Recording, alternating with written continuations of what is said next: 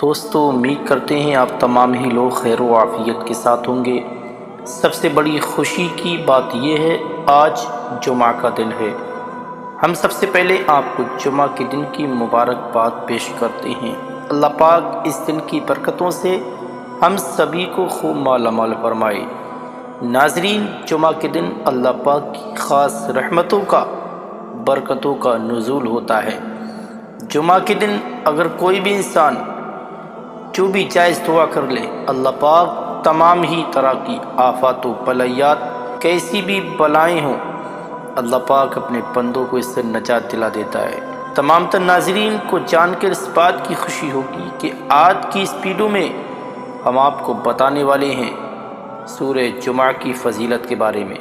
اس کی بے شمار فضیلتیں ہیں، لیکن ان میں سے چند فضیلتیں آج ہم آپ کو بتانے والے ہیں۔ کچھ لوگوں کا یہ خیال رہتا ہے سورہ جمعہ کو صرف جمعہ کے دن ہی سننا چاہیے، ایسا نہیں، بلکہ جمعہ کے دن سننا بہت ہی افضل ہے، اور روز آپ سنیں گے اور سونے پر سہاگا ہے۔ اللہ پاک آپ کو ہر حرف کے بدلے ثواب عطا فرمائے گا۔ دوستو، قرآن مقدس میں 30 پارے ہیں، 540 رکوع ہیں، 6666 آیت کریمہ ہیں۔ ان صورتوں میں ایک سورہ مبارکہ اپنے اندر خاص فضیلت رکھتی ہے، جس کو سورہ جمعہ کہتے ہیں۔ حضرت ابو ہریرہ رضی اللہ تعالی عنہ بیان کرتے ہیں کہ میں نے دیکھا حضور پاک صلی اللہ علیہ وآلہ وسلم جمعہ کے دن سورہ جمعہ کی تلاوت کیا کرتے، اور اپنی امت کو یہ میسج دیا، ایک پیغام دیا کہ جو بھی انسان سورہ جمعہ کو جمعہ کے دن، چاہے فجر کی نماز کے بعد، چاہے جمعہ کی نماز سے پہلے، چاہے عشاء کے بعد، جو ٹائم ملے آپ پڑھ لیں یا سن لیں، اللہ پاک سورہ جمعہ کی برکت سے آپ کے گھر کی تنگ دستی کو دور فرما دیتا ہے۔ کیسی بھی بیماری ہو، چاہے جسمانی بیماری ہو، روحانی بیماری ہو، سورہ جمعہ کی برکت سے اللہ پاک آپ کے سے نجات دلائے گا، اور آپ کی رزق کی جو تنگی گھر میں ہے وہ دور ہو جائے گی، گھر میں خیر و برکت ہوگی، کاروبار میں ترقی ہوگی، تمام طرح کی زمینی آسمانی بلاؤں سے آپ ہمیشہ کے لیے محفوظ رہیں گے، جادو ٹونا جیسی بری آفتوں سے محفوظ رہیں گے، دشمن کے حسد سے محفوظ رہیں گے۔ اور جو انسان سورہ جمعہ کی تلاوت کرتا ہے یا سورہ جمعہ کو دل سے سن لیتا ہے، اللہ پاک اس کے پچھلے تمام گناہوں کو بخش دیتا ہے، اس کے گھر میں کبھی فاقہ نہیں ہوتا، رزق میں کشادگی ہوتی ہے، ترقی ہوتی ہے، اللہ پاک ہر قدم پر اسے خوشحالی عطا فرماتا ہے۔ نیت کر لیتے ہیں انشاءاللہ اس جمعہ کی طرح ہر جمعہ کو ہمیں سورہ جمعہ کی تلاوت سننا ہے۔ جو لوگ پڑھنا نہیں جانتے وہ صرف سن لیں، اللہ پاک سننے کا بھی پورا ثواب عطا فرمائے گا۔ ویڈیو اچھی لگے دل سے لائک کریں، چینل کو سبسکرائب کریں، اگر کوئی کنفیوژن ہو کمنٹس باکس میں لکھ کر ہمیں ضرور بتائیں۔ آئیے سن لیتے ہیں سورہ جمعہ کی تلاوت۔ اعوذ باللہ من الشیطان الرجیم، بسم اللہ الرحمن الرحیم۔ یسبح للہ ما فی السماوات وما فی الارض الملک القدوس العزیز الحکیم۔ هو الذي بعث في الأمين رسولا منهم يتلو عليهم آياته ويزكيهم ويعلمهم الكتاب والحكمة وإن كانوا من قبل لفي ضلال مبين، وآخرين منهم لما يلحقوا بهم وهو العزيز الحكيم۔ ذلك فضل الله يؤتيه من يشاء والله ذو الفضل العظيم۔ مثل الذين حملوا التوراة ثم لم يحملوها كمثل الحمار يحمل أسفارا، بئس مثل القوم الذين كذبوا بآيات الله، والله لا يهدي القوم الظالمين۔ قل يا أيها الذين هادوا إن زعمتم أنكم أولياء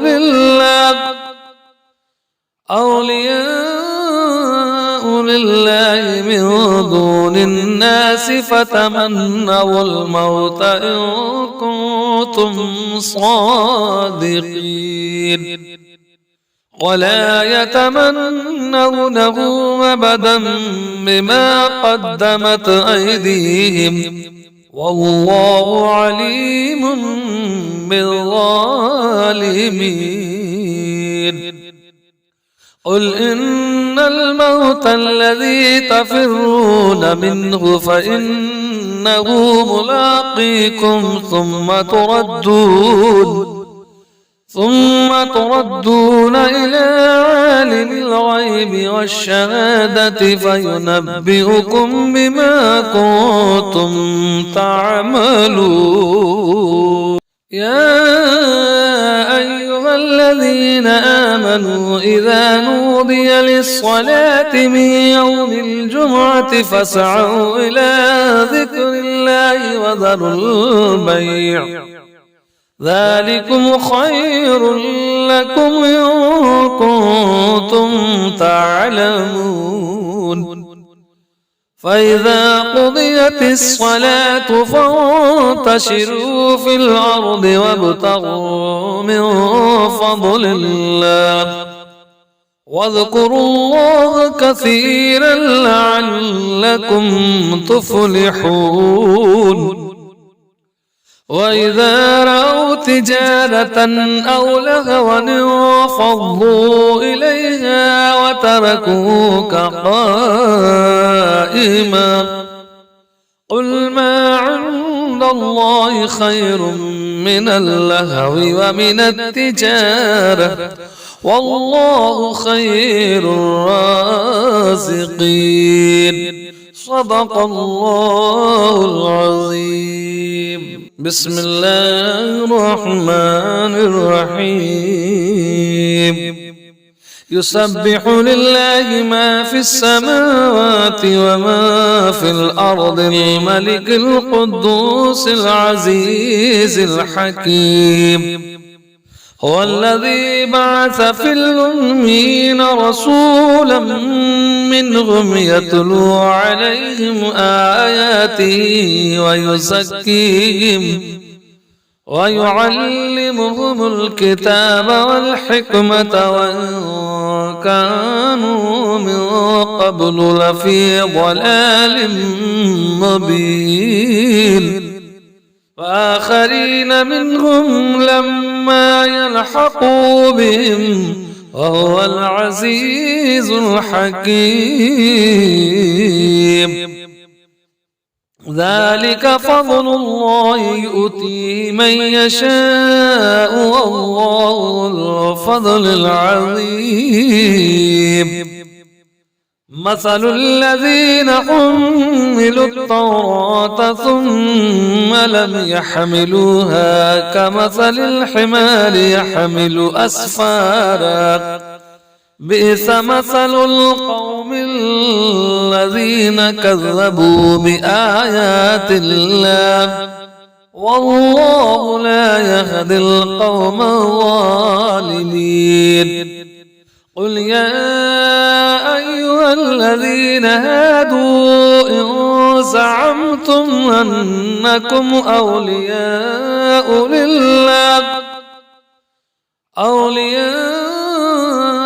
لله من دون الناس فتمنوا الموت إن كنتم صادقين ولا يتمنونه أبدا بما قدمت أيديهم والله عليم بالظالمين قل إن الموت الذي تفرون منه فإنه ملاقيكم ثم تردون إلى عالم الغيب والشهادة فينبئكم بما كنتم تعملون. يا أيها الذين آمنوا إذا نودي للصلاة من يوم الجمعة فاسعوا إلى ذكر الله وذروا البيع ذلكم خير لكم إن كنتم تعلمون. فإذا قضيت الصلاة فانتشروا في الأرض وابتغوا من فضل الله واذكروا الله كثيرا لعلكم تفلحون. وإذا رأوا تجارة أو لهوا انفضوا إليها وتركوك قائما قل ما عند الله خير من اللهو ومن التجارة والله خير الرازقين. صدق الله العظيم. بسم الله الرحمن الرحيم. يسبح لله ما في السماوات وما في الأرض الملك القدوس العزيز الحكيم. هو الذي بعث في الأمين رسولا منهم يتلو عليهم آياته ويزكيهم ويعلمهم الكتاب والحكمة وإن كانوا من قبل لفي ضلال مبين. وآخرين منهم لما يلحقوا بهم وهو العزيز الحكيم. ذلك فضل الله يؤتيه من يشاء والله ذو الفضل العظيم. مثل الذين حملوا التوراة ثم لم يحملوها كمثل الحمار يحمل أسفارا بئس مثل القوم الذين كذبوا بآيات الله والله لا يهدي القوم الظالمين. قل يا أيها الذين هادوا إن زعمتم أنكم أولياء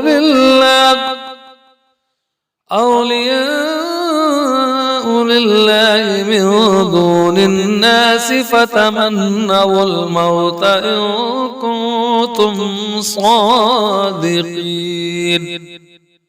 ولا يتمنونه أبدا بما قدمت أيديهم والله عليم بالظالمين. قل إن الموت الذي تفرون منه فإنه ملاقيكم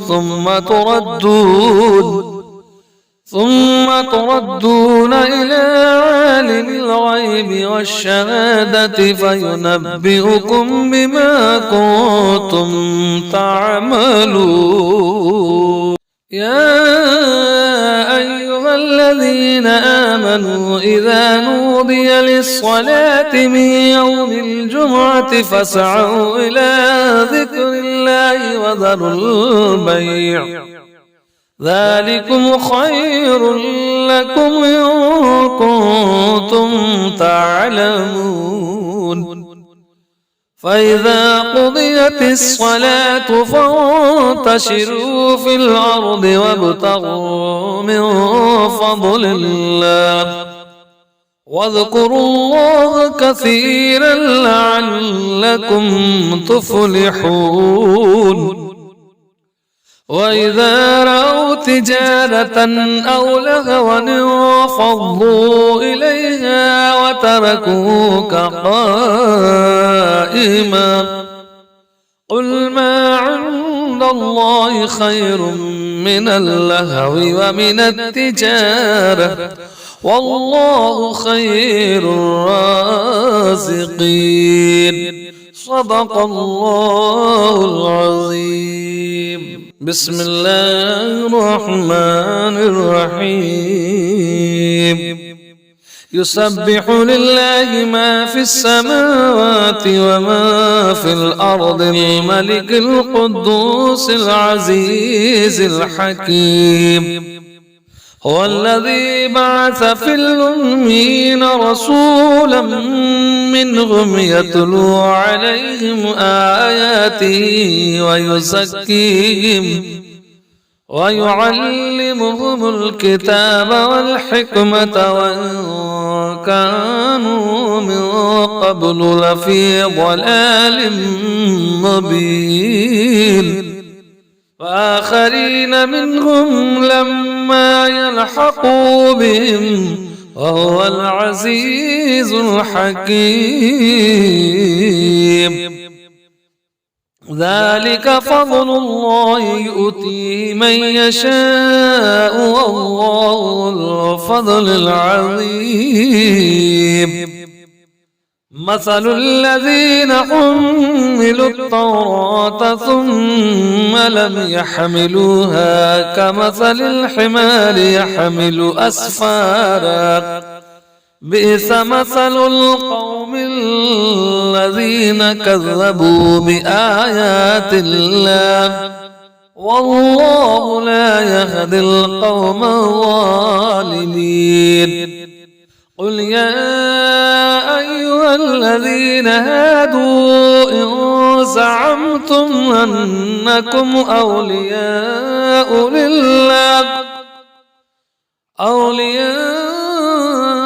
لله من دون الناس فتمنوا الموت إن كنتم صادقين ولا يتمنونه أبدا بما قدمت أيديهم والله عليم بالظالمين.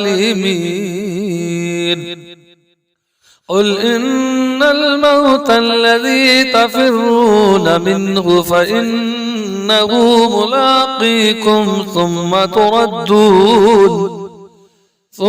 تردون إلى عالم الغيب والشهادة فينبئكم بما كنتم تعملون.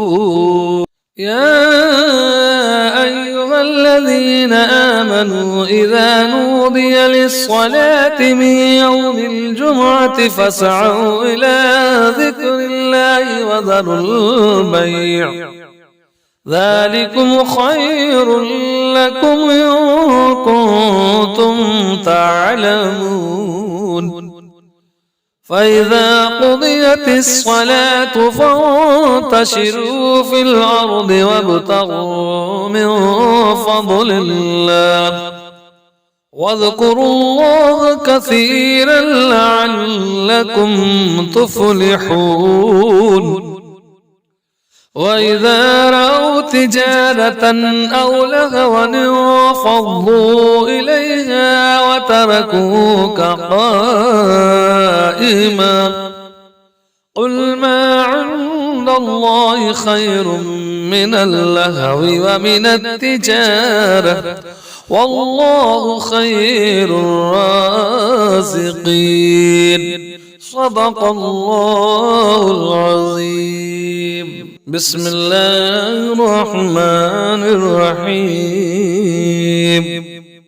يسبح لله ما في السماوات وما في الأرض الملك القدوس العزيز الحكيم هو الذي بعث في الأمين رسولا منهم يتلو عليهم آياته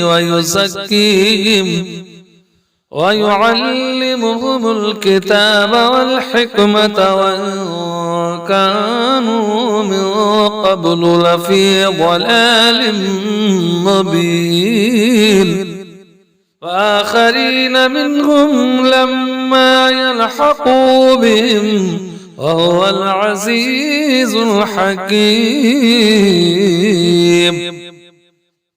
ذلك فضل الله يؤتيه من يشاء والله ذو الفضل العظيم مثل الذين حملوا التوراة ثم لم يحملوها كمثل الحمار يحمل أسفارا بئس مثل القوم الذين كذبوا بآيات الله والله لا يهدي القوم الظالمين قل يا أيها الذين هادوا إن زعمتم أنكم أولياء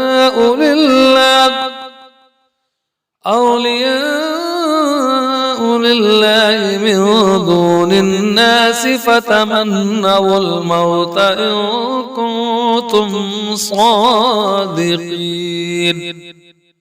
ولا يتمنونه أبدا بما قدمت أيديهم والله عليم بالظالمين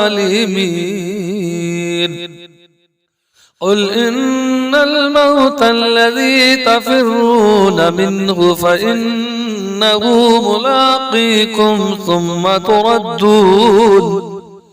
ثم تردون إلى عالم الغيب والشهادة فينبئكم بما كنتم تعملون يا أيها الذين آمنوا إذا نودي للصلاة من يوم الجمعة فاسعوا إلى ذكر الله وذروا البيع ذلكم خير لكم إن كنتم تعلمون فإذا قضيت الصلاة فانتشروا في الأرض وابتغوا من فضل الله واذكروا الله كثيرا لعلكم تفلحون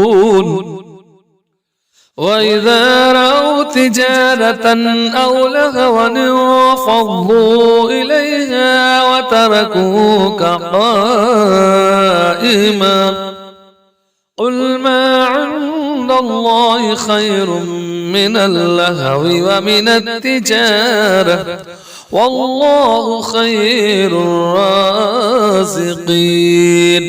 صدق الله العظيم بسم الله الرحمن الرحيم يسبح لله ما في السماوات وما في الأرض الملك القدوس العزيز الحكيم هو الذي بعث في الأمين رسولا منهم يتلو عليهم آياته ويزكيهم ويعلمهم الكتاب والحكمة وإن كانوا من قبل لفي ضلال مبين وآخرين منهم لما يلحقوا بهم وهو العزيز الحكيم ذلك فضل الله يؤتيه من يشاء والله ذو الفضل العظيم مثل الذين حملوا التوراة ثم لم يحملوها كمثل الحمار يحمل أسفارا بئس مثل القوم الذين كذبوا بآيات الله والله لا يهدي القوم الظالمين. قل يا أيها الذين هادوا إن زعمتم أنكم أولياء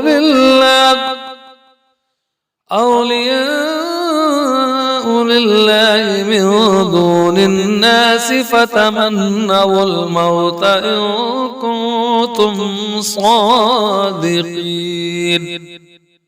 ولا يتمنونه أبدا بما قدمت أيديهم والله عليم بالظالمين. قل إن الموت الذي تفرون منه فإنه ملاقيكم ثم تردون إلى عالم الغيب والشهادة فينبئكم بما كنتم تعملون. يا أيها الذين آمنوا إذا نودي للصلاة من يوم الجمعة فاسعوا إلى ذكر الله وذروا البيع ذلكم خير لكم إن كنتم تعلمون. فإذا قضيت الصلاة فانتشروا في الأرض وابتغوا من فضل الله واذكروا الله كثيرا لعلكم تفلحون. وإذا رأوا تجارة أو لهوا انفضوا إليها وتركوك قائما قل ما عند الله خير من اللهو ومن التجارة والله خير الرازقين. صدق الله العظيم. بسم الله الرحمن الرحيم. يسبح لله ما في السماوات وما في الأرض الملك القدوس العزيز الحكيم. هو الذي بعث في الأمين رسولا منهم يتلو عليهم آياته ويزكيهم ويعلمهم الكتاب والحكمة وإن كانوا من قبل لفي ضلال مبين. وآخرين منهم لما يلحقوا بهم وهو العزيز الحكيم. ذلك فضل الله يؤتيه من يشاء والله ذو الفضل العظيم. مثل الذين حملوا التوراة ثم لم يحملوها كمثل الحمار يحمل أسفارا بئس مثل القوم الذين كذبوا بآيات الله والله لا يهدي القوم الظالمين. قل يا أيها الذين هادوا إن زعمتم أنكم أولياء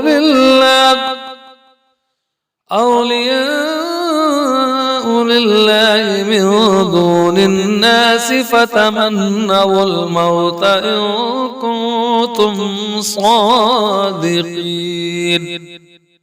ولا يتمنونه أبدا بما قدمت أيديهم والله عليم بالظالمين. قل إن الموت الذي تفرون منه فإنه ملاقيكم ثم تردون إلى عالم الغيب والشهادة فينبئكم بما كنتم تعملون. يا أيها الذين آمنوا إذا نودي للصلاة من يوم الجمعة فاسعوا إلى ذكر الله وذروا البيع ذلكم خير لكم إن كنتم تعلمون. فإذا قضيت الصلاة فانتشروا في الأرض وابتغوا من فضل الله واذكروا الله كثيرا لعلكم تفلحون. وإذا رأوا تجارة أو لهوا انفضوا إليها وتركوك قائما قل ما عند الله خير من اللهو ومن التجارة والله خير الرازقين. صدق الله العظيم. بسم الله الرحمن الرحيم. يسبح لله ما في السماوات وما في الأرض الملك القدوس العزيز الحكيم. هو الذي بعث في الأمين رسولا منهم يتلو عليهم آياته ويزكيهم ويعلمهم الكتاب والحكمة وإن كانوا من قبل لفي ضلال مبين. وآخرين منهم لما يلحقوا بهم وهو العزيز الحكيم. ذلك فضل الله يؤتي من يشاء والله ذو الفضل العظيم. مثل الذين حملوا التوراة ثم لم يحملوها كمثل الحمار يحمل أسفارا بئس مثل القوم الذين كذبوا بآيات الله والله لا يهدي القوم الظالمين.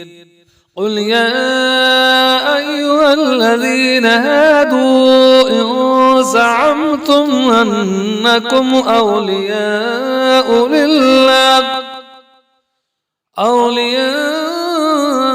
لله من دون الناس فتمنوا الموت إن كنتم صادقين ولا يتمنونه أبدا بما قدمت أيديهم والله عليم بالظالمين. قل إن الموت الذي تفرون منه فإنه ملاقيكم ثم تردون إلى عالم الغيب والشهادة فينبئكم بما كنتم تعملون. يا أيها الذين آمنوا إذا نودي للصلاة من يوم الجمعة فاسعوا إلى ذكر الله وذروا البيع ذلكم خير لكم إن كنتم تعلمون.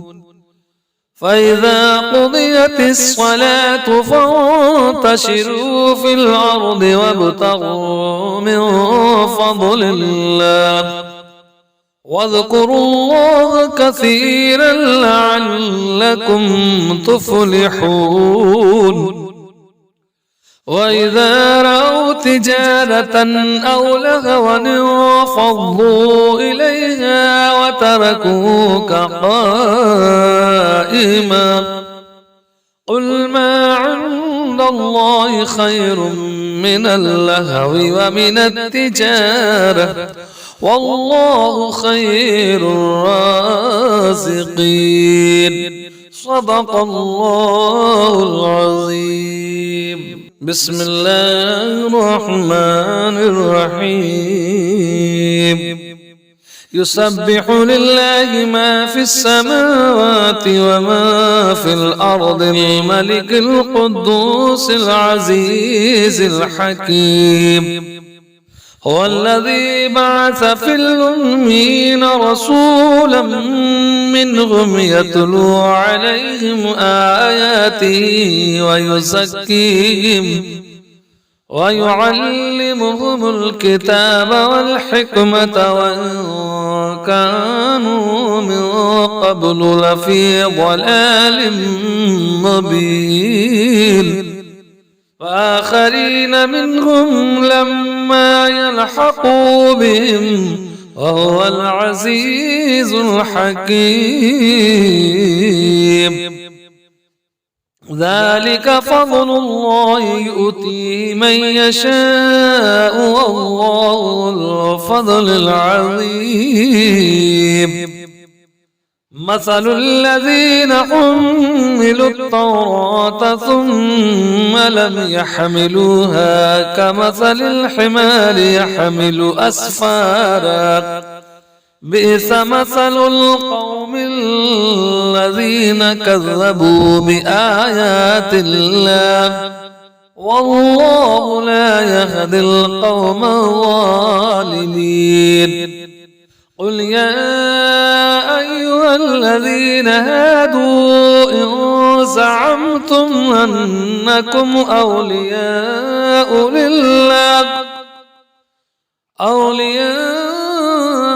لله من دون الناس فتمنوا الموت إن كنتم صادقين ولا يتمنونه أبدا بما قدمت أيديهم والله عليم بالظالمين. قل إن الموت الذي تفرون منه فإنه ملاقيكم ثم تردون إلى عالم الغيب والشهادة فينبئكم بما كنتم تعملون. يا أيها الذين آمنوا إذا نودي للصلاة من يوم الجمعة فاسعوا إلى ذكر الله وذروا البيع ذلكم خير لكم إن كنتم تعلمون. فإذا قضيت الصلاة فانتشروا في الأرض وابتغوا من فضل الله واذكروا الله كثيرا لعلكم تفلحون. وإذا رأوا تجارة أو لهوا انفضوا إليها وتركوك قائما قل ما عند الله خير من اللهو ومن التجارة والله خير الرازقين صدق الله العظيم. بسم الله الرحمن الرحيم.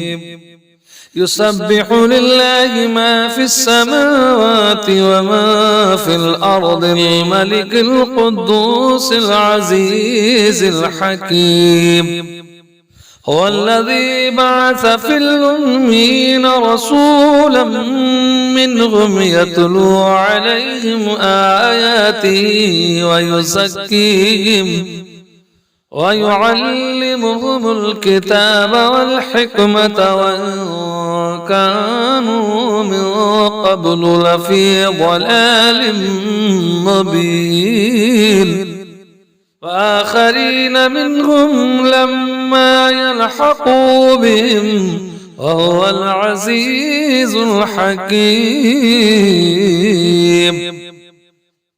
ذلك فضل الله يؤتيه من يشاء والله ذو الفضل العظيم مثل الذين حملوا التوراة ثم لم يحملوها كمثل الحمار يحمل أسفارا بئس مثل القوم الذين كذبوا بآيات الله والله لا يهدي القوم الظالمين قل يا أيها الذين هادوا إن زعمتم أنكم أولياء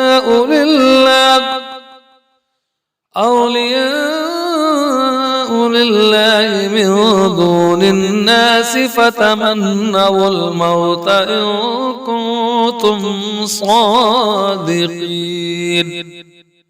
ولا يتمنونه أبدا بما قدمت أيديهم والله عليم بالظالمين قل إن الموت الذي تفرون منه فإنه ملاقيكم ثم تردون إلى عالم الغيب والشهادة فينبئكم بما كنتم تعملون يا أيها الذين آمنوا إذا نودي للصلاة من يوم الجمعة فاسعوا إلى ذكر الله وذروا البيع ذلكم خير لكم إن كنتم تعلمون فإذا قضيت الصلاة فانتشروا في الأرض وابتغوا من فضل الله واذكروا الله كثيرا لعلكم تفلحون وإذا رأوا تجارة أو لهوا انفضوا إليها وتركوك قائما قل ما عند الله خير من اللهو ومن التجارة والله خير الرازقين صدق الله العظيم.